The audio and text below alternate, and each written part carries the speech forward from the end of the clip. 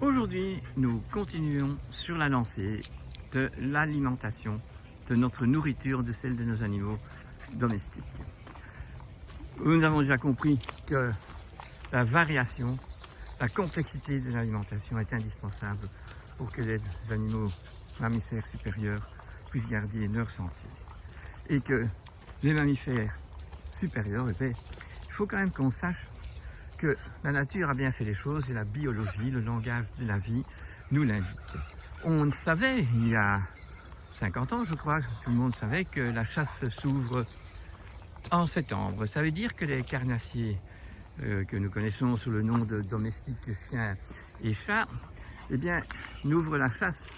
C'était surtout des chiens qu'on parlait là, parce que c'est les chiens qui vont à la chasse, socialement parler avec les humains qui chassent.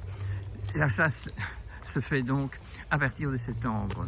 Ça veut bien dire que nos chiens, les loups antécédemment, ne chassent pas en été. En été, ils pourchassent les lapins, les faisans, les pigeons, toutes les proies pour lesquelles ils ont le devoir de tenir l'arche de Noé dans le nombre, et ils les pourchassent afin qu'ils gardent leur santé et que ces animaux, disons, inférieurs, que sont les lapins, les faisans, les pigeons, etc., fassent le devoir de ce qu'ils sont.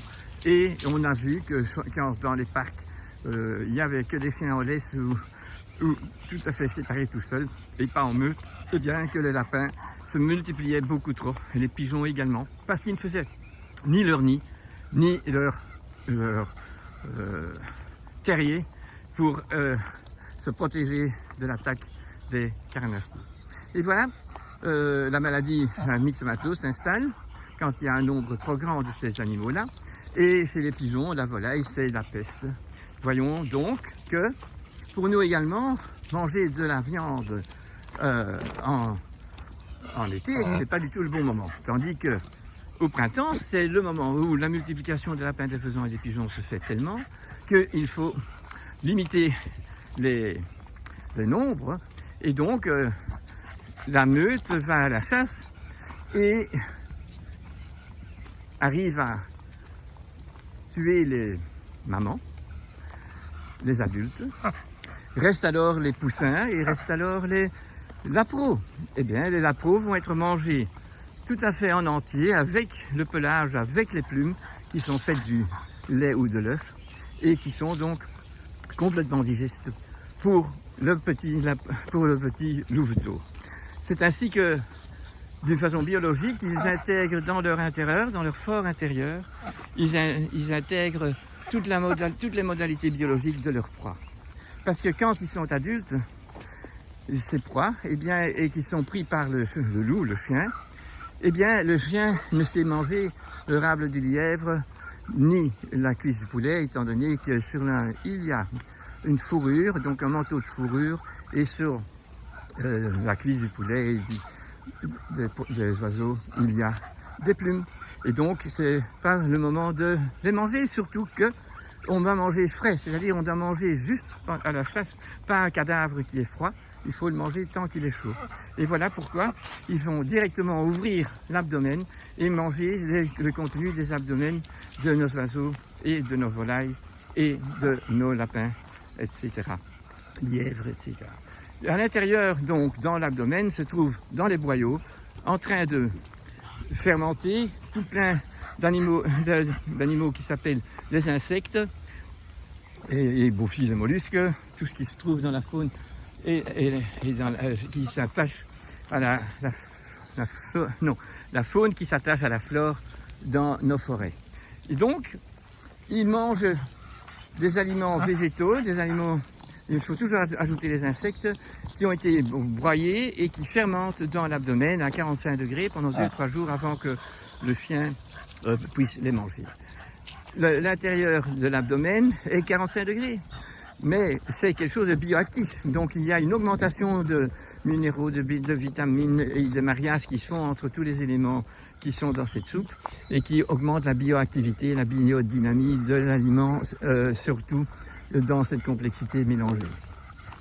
L'aliment est donc un mélange. Alors si on veut copier ce que la nature nous offre comme exemple, eh bien nos aliments sont les aliments préparés, c'est-à-dire qui remplacent la chasse du carnassier, eh bien, doivent être le plus complexe possible, adaptés bien sûr, comme on l'a dit déjà hier, à la saison et à l'endroit où on est. Mais donc, le fait de cuire, nous, on augmente la digestibilité, d'accord, mais nous n'avons pas avec ça gagné en biodynamie. La biodynamie, on doit la rattraper en ajoutant dans l'aliment tous les jours des choses qui sont absolument très bien, qui sont les huiles d'olive, les huiles de germe de blé, les huiles de poisson, le persil, enfin tous les ingrédients, les herbes que nous mettons nous-mêmes dans notre alimentation si nous mangeons bien. Nous avons à savoir donc ce que je vous raconte, c'est le repas. En dehors du repas, tous ces animaux carnassiers, eh bien, ils mangent encore une pomme, une carotte, une noisette, une amande, des figues, des raisins secs, tout ça fait partie de leur menu en dehors du repas et c'est pris comme si c'était dans la pharmacie du bon Dieu séparément. On inspecte le sol et on mange également, entre les feuilles mortes, nous trouvons des choses fermentées, des herbes qui sont en germe et d'autres qui sont déjà dépassées. Tout ça, c'est une leçon à suivre quand vous voulez préparer un bon repas. Vous devez alors bien vous rendre compte que manger tous les jours une boîte commerciale pour chien ou pour chat ne correspond en aucune manière à la qualité nécessaire pour garder la santé. C'est incroyable.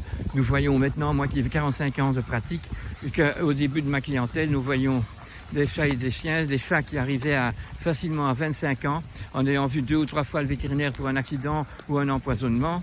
Tandis que maintenant, comme la médecine est devenue commerciale, économiquement rentable, mais très peu biologiquement belle et, n'est-ce pas, très peu moralement, éthiquement juste, nous voyons que les chats, déjà à 12 ans, on dit qu'ils sont vieux et ils ont déjà suivi des consultations vétérinaires et des analyses et tout ce que vous voulez tout le temps. Puisque si vous mettez dans votre moteur de la mauvaise essence, du diesel pour de l'essence ou de l'essence à la place du diesel, vous verrez qu'elle serait beaucoup plus vite cassée puisque ce qui est vivant s'arrange biologiquement pour survivre. Mais évidemment, grâce à la maladie, on va survivre.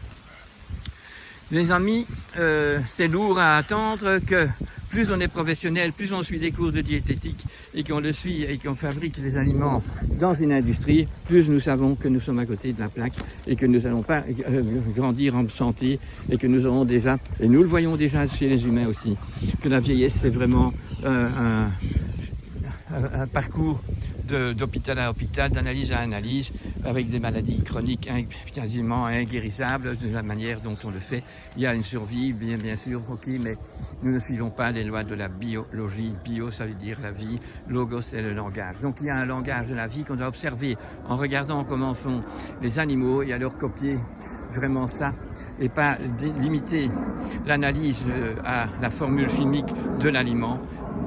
Parce que ça, c'est le mot de passe qui permet à ces aliments, même dénaturés, de pénétrer dans les corps, dans nos corps, dans ceux de nos chiens, de nos chats et de tous les animaux que nous soyons. Ça rentre dedans et ça prend la place originale des bons produits. Et s'il y a, en dehors de ce parcours de l'aliment maltraité que nous absorbons ou que nous donnons, eh bien, si on mange alors des produits qui ont bien des vitamines et des oligo-éléments et ainsi de suite, eh bien, quand celui de l'industrie a pris sa place, eh bien, celui que la nature nous offre fait la révérence et passe. Parce que c'est une loi de la nature, que la nature nous est offerte, à nous les humains, et que donc, ils font la référence.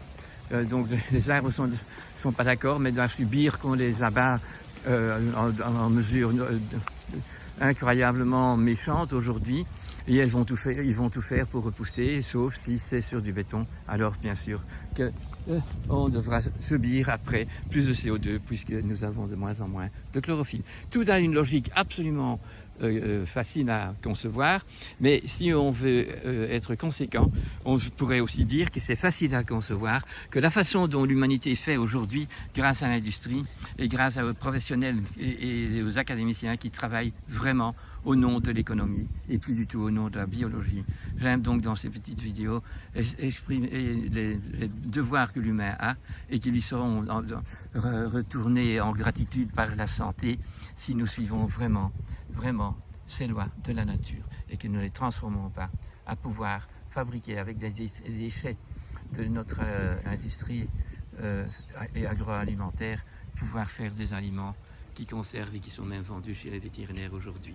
Nous retenons bien que jusqu'avant la Deuxième Guerre mondiale, l'alimentation était encore très traditionnelle, ce qui nous permettait donc d'avoir encore des bons aliments. Peut-être pas assez, peut-être déjà dans la complication d'une perte d'artisanalité, mais que c'est les professeurs avec les industriels qui ont fabriqué les premières nourritures pour vaches, pour prendre ça comme exemple, et que ça a bien prouvé que c'était à côté de la plaque. Ça nous a donné la maladie. Les vaches folles, ceux qui ont trop mangé de vaches folles ou qui ont pris des produits pour leur beauté, leur maquillage qui était fait avec de la gélatine de ce genre de vaches, ont attrapé la vache, le Creutzfeldt-Jakob. Et voilà, c'est complètement dingue parce que alors, dans les labos qu'on fait les recherches, on découvre qu'on a fabriqué un prion et on donne le prix Nobel à ceux qui ont découvert le prion. Donc prions plutôt que l'industrie change son aspect purement économique et que les universités ne travaillent plus pour l'aspect économique, mais travaillent pour le bien-être commun sur la planète, pour que les plantes et les animaux et nous fassent un trio de bien-être. Merci de votre écoute.